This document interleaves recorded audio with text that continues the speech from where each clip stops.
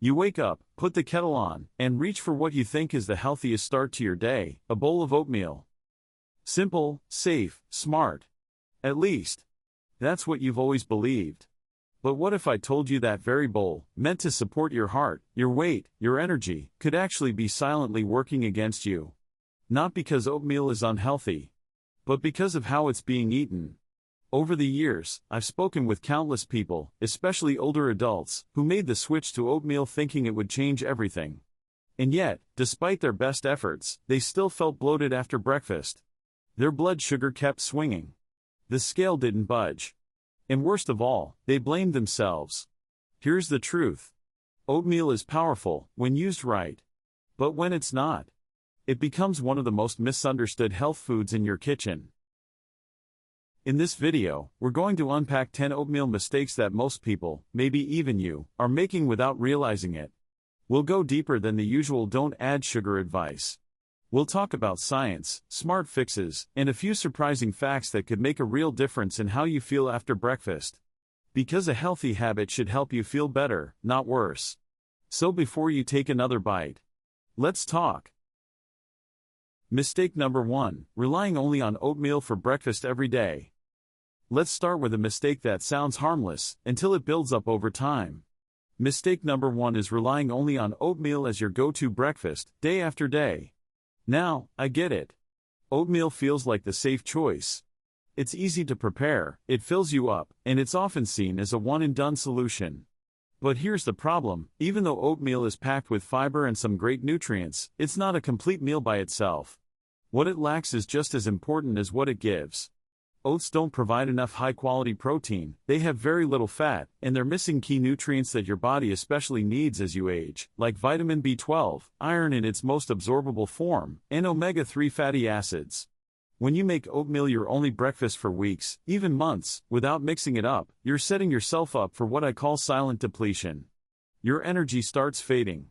Muscle recovery slows down. Maybe your memory feels a little foggy. And over time, your immune system takes a hit. I've seen it firsthand, seniors who thought they were doing everything right, but couldn't understand why they still felt off. In almost every case, their diet was missing variety, especially in the morning. Think of your body like a symphony, it needs more than one instrument to sound complete. Oatmeal might be the steady drumbeat, but without the strings, the horns, the melody. It's just noise. So what's the fix? Keep the oatmeal, but balance it. Add a boiled egg or some Greek yogurt on the side. Mix in seeds or nuts for healthy fat. Rotate in other nutrient-dense breakfasts a few times a week, maybe a veggie omelet, a slice of whole grain toast with avocado, or even a chia pudding with berries. Because real health isn't built on repetition, it's built on variety. And your breakfast is the perfect place to start. Alright, moving on to mistake number 2, eating oatmeal without any protein. This one is way more common than people realize, especially among those trying to eat clean. You wake up, toss some oats in water or almond milk, maybe add a banana or a few berries, and call it breakfast. It looks healthy. It feels healthy. But there's something missing. And your body knows it. That missing piece is protein. See, while oats do contain a small amount of protein, it's not enough to balance your blood sugar or keep you satisfied for long. And when you eat carbs, even healthy ones, without protein, you're more likely to get a quick rise in blood sugar followed by a crash. That crash shows up as mid-morning hunger, brain fog, low energy, and those annoying snack cravings that just won't quit. Even worse? Over time, constantly skipping protein in the morning can make it harder to preserve muscle mass, something that becomes incredibly important as we age. Losing muscle isn't just about strength, it's tied to your metabolism, balance, even your independence. Here's something I always remind people. Protein in the morning sets the tone for your whole day. It helps you feel full longer, stabilizes your energy, and gives your body what it needs to rebuild and repair. So how do you fix it? Simple. Just add in a good source of protein to your oatmeal routine. Stir in some Greek yogurt or cottage cheese. Toss in a spoonful of chia seeds or a handful of almonds. You could even enjoy a boiled egg or two on the side. And if you're plant-based, try hemp hearts or a clean protein powder mixed in. The goal isn't to turn oatmeal into a bodybuilder's meal, it's to give your body balance. Now let's talk about mistake number 3, adding too much sugar to your oatmeal. This is the one that fools a lot of people, because it doesn't feel like you're doing anything wrong. A little brown sugar here, a squeeze of honey there, maybe a drizzle of maple syrup or some sweetened almond milk. How bad could it be? Here's the truth, it adds up fast. Oatmeal by itself is naturally bland, and that's where most people go looking for flavor, in sugar. But even just a tablespoon of syrup can turn your healthy breakfast into a full-on sugar bomb. The kind that spikes your blood sugar, messes with your insulin levels, and sends you crashing before you even make it to lunch. And for seniors, this matters even more. As we age, our bodies become more sensitive to sugar highs and lows. That sudden spike followed by a crash can mean fatigue, brain fog, and an afternoon full of cravings you didn't ask for. But it's not just about energy swings. Too much sugar at breakfast increases inflammation, accelerates aging, and can raise your risk of conditions like type 2 diabetes, heart disease, and fatty liver, all without you realizing it. So what's the fix? Use natural sweetness, but use it smartly. Try mashed banana, chopped apples, or fresh berries. They offer sweetness, yes, but also fiber, antioxidants, and nutrients your body can actually use. Want more flavor? Sprinkle in cinnamon, nutmeg, or a drop of vanilla extract. These bring warmth and depth without the sugar crash. And here's a mindset shift that helps. Don't make oatmeal taste like dessert. Make it taste like nourishment. The more you train your taste buds to appreciate natural flavors, the less you'll need to rely on that sugar rush. Now here's one you might not expect, but it makes a big difference over time. Mistake number 4 is skipping the soak. Not soaking your oats before cooking. It sounds like such a small thing, right? I mean, oats are already soft enough, and we cook them anyway, so what's the point of soaking them first? Well, the answer lies in something most people don't know about: phytic acid. Oats naturally contain phytic acid, which acts like a shield. It binds to important minerals like iron, zinc, and calcium, and makes it harder for your body to absorb them. So even if you're eating a nutritious bowl of oatmeal every morning, your body might not actually be getting those nutrients. Now imagine doing that every day, for months or even years. You could end up with subtle deficiencies, feeling tired, a little weaker, maybe even noticing slower wound healing or brittle nails. It's not dramatic at first, but over time, it chips away at your health. The fix? Soak your oats. It's that simple. Just mix your dry oats with water or a plant-based milk the night before, and let them sit in the fridge. That overnight soak helps break down the phytic acid and makes it easier for your body to absorb the good stuff. Plus, soaked oats are gentler on digestion, especially for older adults with more sensitive guts. You'll also save time in the morning. Just heat them gently, or even eat them cold as overnight oats with toppings. It's quick, smooth, and surprisingly satisfying. It's a tiny change, but trust me, your gut and your bones will thank you for it. Because sometimes, the biggest improvements come from the smallest habits. Let's move on to mistake number 5, using flavored instant oatmeal packets. I get it, mornings can be rushed. And in those little packets? They seem perfect. Tear it open, pour in some hot water, and boom, breakfast in under a minute. But here's the catch: convenience comes at a cost. Most flavored instant oatmeal packets are loaded with added sugars, artificial flavors, and preservatives. Some even contain hydrogenated oils or unnecessary sodium. In that tiny pouch, it might have 15 to 20 grams of sugar. That's about 4 to 5 teaspoons, before you add any fruit or toppings. The problem is, these packets are marketed to look healthy. They'll say things like heart healthy or made with whole grains. And while technically that might be true, it's like putting a salad next to a donut and saying, "Look, it's healthy." It's what comes with it that counts. Over time, starting your day with high sugar and processed additives doesn't just mess with your blood sugar, it contributes to inflammation, drains your energy, and increases your risk for chronic conditions like diabetes and heart disease. So what's the better move? Stick with plain, unflavored oats. Rolled oats, steel-cut oats, or even quick oats, just as long as you're starting from scratch. Then, build your own flavor from real ingredients: sliced bananas, frozen berries, chopped nuts, cinnamon, maybe a light drizzle of raw honey if you want a hint of sweetness. You get to control what goes in your bowl. And that means you're not just saving time, you're protecting your health, one breakfast at a time. If you're still watching, that probably means you care about making your meals truly work for your health. So let me ask you, how do you usually prepare your oatmeal? Do you use toppings? Soak it overnight? Add protein? Drop a comment below, I'd love to hear your routine. And if you're finding this helpful so far, don't forget to give this video a quick like and subscribe for more simple, science-backed tips like these. Alright, let's keep going. The next mistake might be one you've never even thought about. Now let's flip to the other side of the cooking spectrum. Mistake number 6 is overcooking your oatmeal until it turns into a thick, gluey paste. You've probably done it before, left the pot on a little too long, got distracted, and came back to find a pot of bubbling, sticky oatmeal that clings to the spoon like cement. And sure, it might still be edible, but here's the thing, when you overcook oats, you actually lose a lot more than texture. First, there's the nutritional side. Overheating oats for too long can break down sensitive nutrients, especially B vitamins, which are crucial for energy production, brain function, and healthy skin. Those vitamins don't stand up well to prolonged heat. Second, there's the issue of satiety. When oats are overcooked, their natural structure breaks down too much, and that means your body digests them faster. Faster digestion equals less fullness equals you're hungry again sooner than you should be. That often leads to mid-morning snacking or unnecessary calories later in the day. And let's not forget the most obvious thing, it just doesn't taste good. Overcooked oatmeal loses that creamy, satisfying bite and becomes something closer to baby food. And nobody wants that. So here's how to fix it. Keep an eye on your cooking time.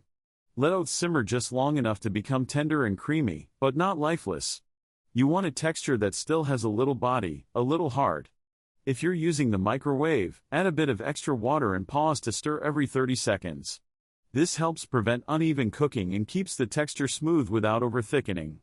Because oatmeal should feel like a comfort food, not something you have to force yourself to eat. Alright, now let's talk about the opposite problem. Mistake number 7 is eating undercooked oats. It's easy to assume that once your oats look soft, or just barely softened, they're ready to go.